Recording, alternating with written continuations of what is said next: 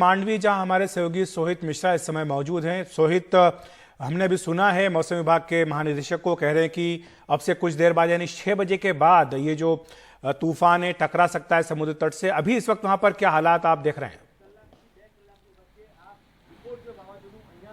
बिल्कुल, देखिए अखिलेश जी, कल जब हम बात कर रहे थे तब हम जिस बीच पर मौजूद थे, मांडवी बीच, वो पूरी तरह से पानी के अंदर यानी समुद्र उसके आगे तक बढ़ चुका है। तो हालात जो हैं वो गंभीर ज़रूर हैं। हवाएं कल की तरह ही बहुत तेज़ चल रही हैं, इसलिए हम लोग एक हाइट से आपको दिखाने की कोशिश करते हैं कि हालात किस तरह से हैं। जो हवाएं हैं वो बहुत तेज़ी से चल रही हैं और साथ ही साथ बीच में बहुत भारी बारिश भी हो रही है।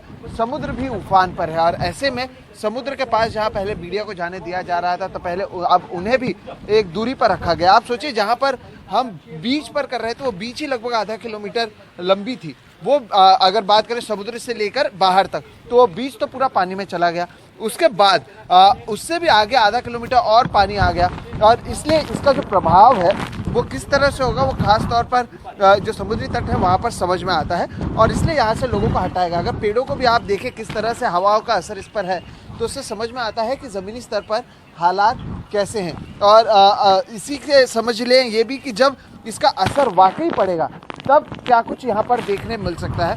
एक अच्छी बात यह है कि समुद्री तट पर ना के बराबर कोई यहाँ पर मौजूद है। हर एक जगह पुलिस की सुरक्षा है ताकि कम से कम लोगों को नुकसान हो। लेकिन क्योंकि ये जो पूरा चक्रवात है, ये जो तूफान है, ये रात के समय आने वाला है तो उसका असर ये होगा कि रात के समय कहीं पर भी राहत और बचाव का काम करना अपने आप में एक बहुत बड़ी चुनौती होगी। और क्योंकि उसके बाद जैसे कि आप भी अभी बता रहे थे कि रात भर 12:30 बजे तक इसका असर देखने मिलेगा, तो ऐसे में जो भी मदद करनी होगी वो उजाले का इंतजार करने के बाद ही वो सारी मदद की जा सकेगी। ये जो आप तस्वीरें देख रहे हैं ये मांडवी शहर की देख रहे हैं, जहाँ पर ना के बराबर लोग सड़कों पर हैं, क्योंकि हर एक से ये कहा गया है खासतौर पर समुद्री तट के पास के लोगों से कि आप नियमों का पालन करें और बाहर ना निकलें, क्योंकि तेज़ हवाओं की वजह से पेड़ के गिरने का खतरा होता है, टावर के गिरने का खतरा होता है या फिर और भी जो कमज़ोर स्ट्रक्चर्स होते हैं उसके उड़ने का खतरा होता है। तो जिस तरह से बहुत तेज़ हवा चलने वाली है तो उसका असर पड़ सकता है।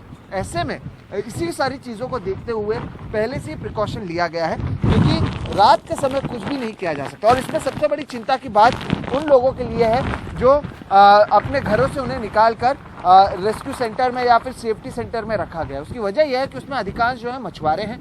मछुआरों के जो घर हैं वो इतने मजबूत नहीं है, नंबर 1, और घर में कई मूल्यवान वस्तु अब भी मौजूद है। वो सारी चीज़ें छोड़कर केवल कपड़े लेकर जो सुरक्षित स्थानों पर गए हैं। तो ऐसे में अगर तेज़ हवाएं चलती है तो इसका असर उनके घरों पर पड़ेगा।